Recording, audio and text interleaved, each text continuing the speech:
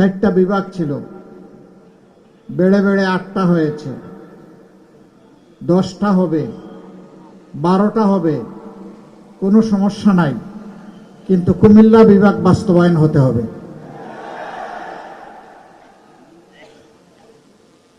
2 নম্বর বিমানবন্দরের কথা বলা হয়েছে, এখানে একটা ইপিজেড আছে।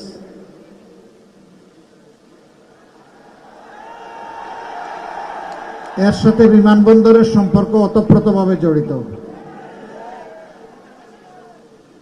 হাত আছে পা নাই, তার কোনো মানে আছে?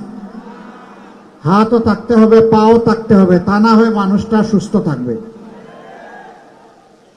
একটা আর একটা সম্পর্ক ইনশাল্লাহ হবে, তবে শর্ত হচ্ছে বিমানবন্দর চালু হওয়ার পরে কুমিল্লা থেকে ঢাকা আসা যাওয়া বাই রোড কমাইয়া বিমানটাকে বাঁচাইতে হবে।